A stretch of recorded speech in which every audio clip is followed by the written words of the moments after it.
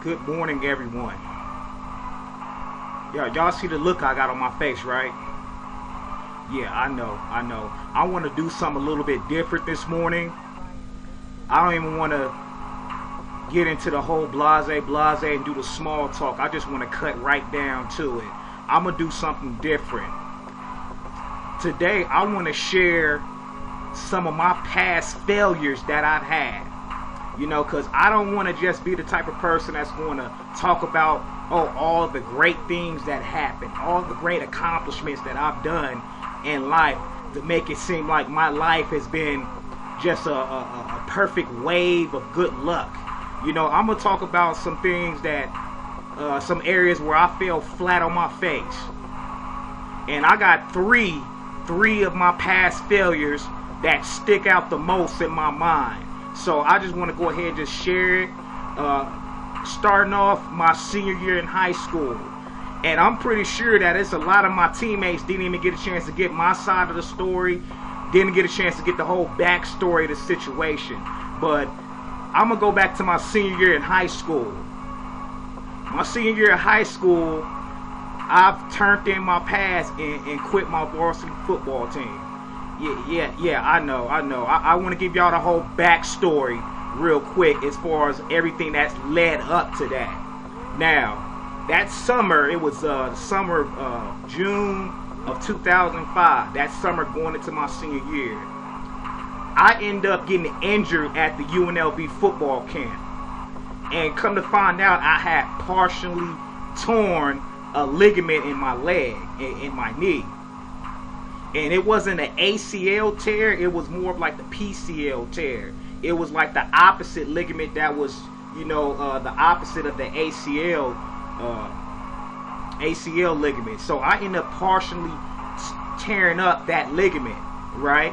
Now, I pretty much missed the whole off-season workouts because I was busy recovering. I was busy, in rehab trying to build that strength up in my knee. And the good thing is that when I went to go get an MRI, the neurologist or the doctor, he said that I didn't have to get surgery as long as I allowed enough time for it to heal and go to rehab, and everything should be okay. Now, fast forward up to the beginning of the football year, I was wearing a brace on my leg, as safety precaution reasons. So I ended up missing the first couple weeks of that season, right? So the third game of the season, the doctors cleared me to play. And I happened to still have the brace on. But funny thing happened is when I got cleared to play, it seemed like my playing time, I was only getting maybe like a minute or two of playing time. So I'm kind of scratching my head like, what's going on? And the fourth game came around. I decided, I'm just going to go ahead and take the brace off. That way, I can show everybody that, I'm close to 100%, right? But the fourth game came around, and same deal. I was only getting maybe 2 or 3 minutes of playing time. And just to let you know, this is my senior year. So this is my last shot. So I remember I came into the coach's office that next morning, and I was so angry. I want y'all to understand something. That kind of anger? I'm not talking about being mad. I'm not talking about being mad when it's like, oh, I'm so mad at you. That kind of anger that just kind of just sits with you, and and it's like real. You just kind of let it build up underneath the surface. Like you haven't done nothing to address that anger, just been sitting there. And sometimes that's the most dangerous form of anger because people tend to explode and just lose it when it gets to a certain point. I remember being so angry with the head coach and with the coaching staff that, the scripture that talks about how you shouldn't go to bed in anger. Not only did I went to bed angry, I woke up and was more angry than when I first went to bed the night before. Like it was a wrap. I'm just letting y'all know that. And I remember I went into the film room. First off, I pretty much lost it in the locker room. It was about 3 or 4 of my teammates in there. Like I said, I was at that point to where I couldn't even hold it back anymore. I couldn't even hold it in. I just let it all loose. And I remember I had a one-on-one talking session with the head coach in his office. And like I said, I was pointing fingers at him. I'm like, you know what? I feel like you disrespected me. I've worked hard. This is my senior year. I showed y'all what I can do. How come I'm not getting any playing time? And the whole rationale of the coach was, you know, you've been hurt. And you missed all of off-season camp. And these guys have worked hard. And they're doing a good job, especially at the running back position. So you just gotta, you know, as time go on, kind of gotta work your way back into it. And my whole thing was, look, coach, I done worked hard in the off season. I've been doing drills on my own to show that I want to get better, and I proved what I can do last year as a junior. So I feel that I'm out here wasting my time.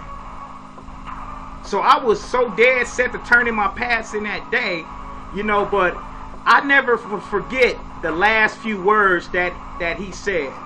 He said something along the lines of, you know, if you quit now, you know, then that's going to make it easier to quit later on in life. And I, even though that was 13 years ago, I kind of, every once in a while, that quote still kind of pop up in my head, because at the same time it's like, I don't think this coach knows me. I don't think he knows me.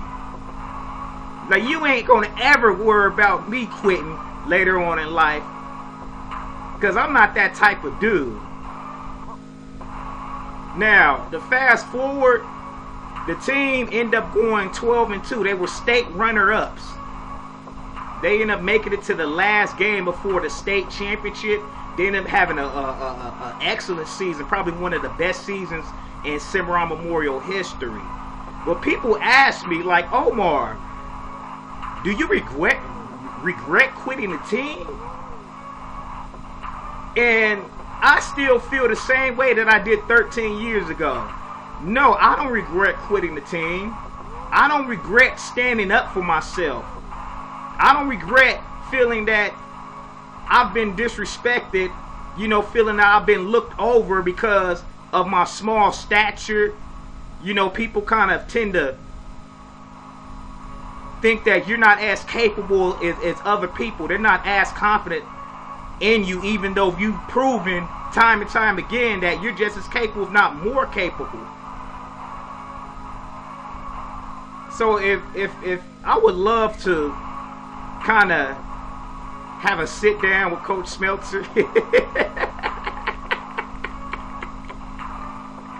No, all jokes aside, I would love to have a sit down with him and just kind of just give him my side of the story, man. Look, I forgive him. You know, hey, maybe I needed that extra time for my knee to heal. You know, if I was able to play the last part of that season, I don't think that would have had any impact of my life today, other than I maybe would have got another varsity letter. But that was one failure that kind of stick out in my mind. Now, another failure happened to be when I got fired from my first job. Yeah. It happened to me too. You know, Nevada's an at-will employment state. You can get fired just for looking at somebody crazy. You can get fired just for having the wrong shoes on. You know, if your personality don't mesh with everybody else's, you can get fired for that. December of 2015, I got fired from my first job. And the thing was, this is my first job out of college. And I was with the company for almost 5 years. And the whole backstory with that is that I was working at the Rim warehouse. I was, you know, doing data entry, indexing, scanning records. I would make deliveries. I would make pickups. I would drive the forklift. I would operate the different equipment inside of the warehouse. So I would have these certifications in order to operate the equipment, things like that. And after about 3.5 years, I kind of felt like I needed a change of pace, a change in environment. So I went ahead and put in a transfer to work at a casino that's out there in Henderson underneath the same company and all. But the thing is that I noticed that it seemed like every 2 months I would get written up for something. I would get written up. And the thing that I was getting written up the most about was that I would make transposing errors. We would have 9-digit barcodes on the boxes that I was responsible for scanning and putting into the system. And no matter how many times that I would double check my work, I would triple check my work, there were times where I would actually make a mistake. Instead of being 889, I would put 898, that kind of thing. And it got to the point where that happened to the point where they felt like, you know what, we want to go ahead and part ways with you. And so that was my first time being fired from a job. And up until that point, I always thought that, being fired was like the worst thing that can happen. So that was another failure that I had in life. And the last failure that I've had would happen to be September of 2016. September of 2016, where I did not pass the field training portion to be in corrections. And the thing that hurt the worst was that out of all of our people that graduated the academy class, I was the only one who didn't pass field training. How do you think that made me feel? Like a straight bum, a straight scrub. And the whole time I'm like, man, I wonder if, was I really the weakest link there? I know I could have done better than at least a third of our academy class, but that just goes to show you, man, that sometimes things just happen. Not every job, not every position was cut out for you. And I kind of had a feeling like a few weeks going into it, a few weeks up until that point where they made the decision that I was offered to resign from corrections, because I would constantly be getting yelled at. I was constantly getting chewed out. And even though I was making a good amount of money, like I don't think I didn't feel right, man. I felt like a failure, kind of like I was letting myself down for the most part. But it's funny that, sometimes the failures in life give you strength.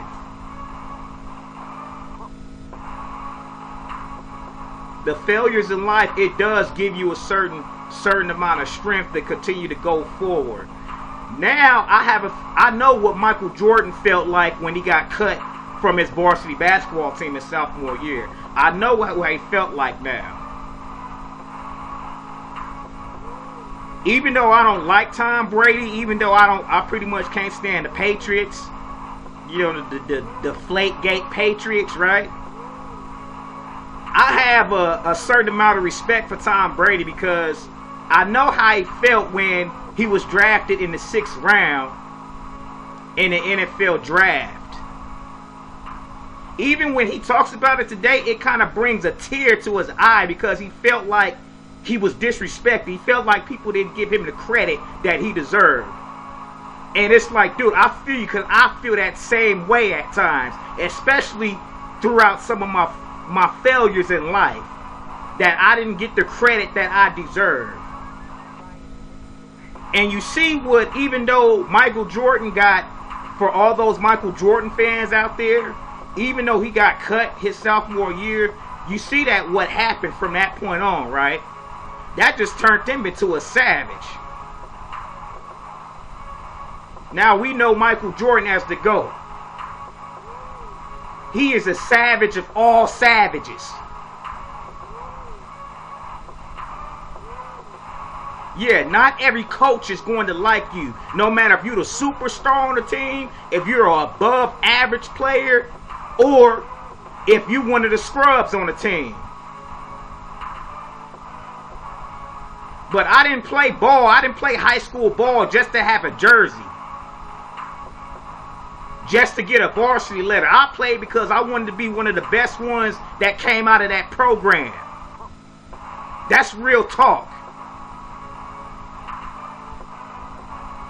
So I just want to tell y'all that, you know what? Don't feel bad because we've all had failures. At the end of the day, those failures is what give you strength. You wonder why I'm so passionate now? Why I work so hard now? Because I still think about those same failures that I had to keep me going.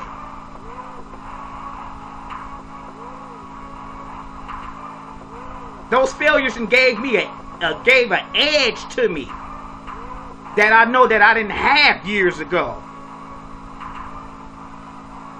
So that's part of the reason why I'm so passionate and got so much intensity now. I'm not playing with y'all, man. Thumbs up if you like the video.